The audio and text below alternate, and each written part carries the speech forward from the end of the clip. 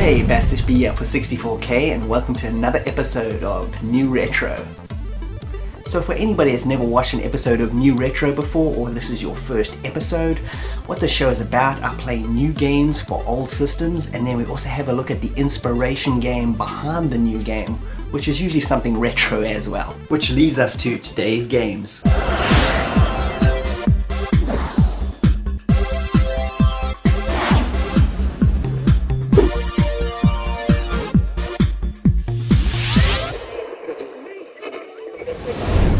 So let's first have a look at the inspiration game, which is Neptune's Daughters. Was a very early Commodore 64 release coming out in 1983 by English Software. They're probably best known for the Night Game series. You as a diver have to rescue Neptune's daughters who keep getting kidnapped by this giant sea snake, who will release them if he's fed enough crabs. Once this is accomplished, the game starts again, but just harder with double the enemies. This style of fast and frantic gameplay with the rinse and repeat mechanic was a common gameplay style during this period of gaming, taking their cues from old Atari 2600 games and of course the stylings of the arcades at the time. It was one of the first games I played on the system and was quite memorable even though it is extremely short. Gameplay wise, speed is a major factor and the game runs real fast. Armed with a spear gun and limited oxygen, you have to blast your way through jellyfish, plants and crabs to get to the giant snake, feed him, and free a daughter. The game actually plays really well and is very fast paced. Graphics are pretty good for the time, simple but do the job quite well. And the music is non-existent except for a few basic sound effects which work just fine. So the question is, was this game the inspiration for our next game, Exploding Fish? The answer is probably not, as gameplay wise they are completely different, but I feel that the style and themes of the game keep reminding me of it no matter what the gameplay.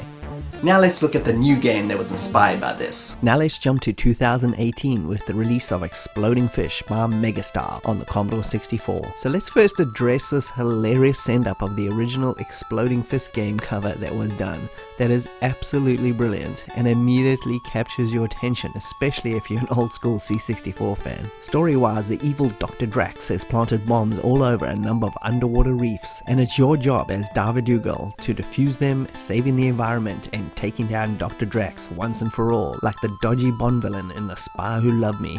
Gameplay has you swimming down to pick up decryption keys in a certain order that can be used to defuse the bombs. The game's pace is completely opposite to Neptune's, with a slow, more methodic style, waiting and watching enemy patterns, and then making your move. You don't have a spear gun in this one, but keeping tabs on your oxygen is a common thread, and various other power-ups can either have a positive or negative effect. The slow gameplay style is probably going to be a bit weird for newbies, but I like the slower pace. It's different from most modern releases and is a nice change of pace, and it reminded me a bit of those Jet Set Willy games where waiting and timing your move is everything. The graphics have a spectrum style looking like early platformers like Monty on the Run and Manic Miner. I kinda like the retro style. The music is excellent across the board, from the opening loader by Anders Rodal to the brilliant and fun in-game music by Andrew Fisher, who did some of my favorite recent C64 tunes in Barnsley Badger, and you have a great new entry to the ever-growing C64 library. But before we end this, let's address one of the most obvious similarities between this and Neptune's Daughter, that being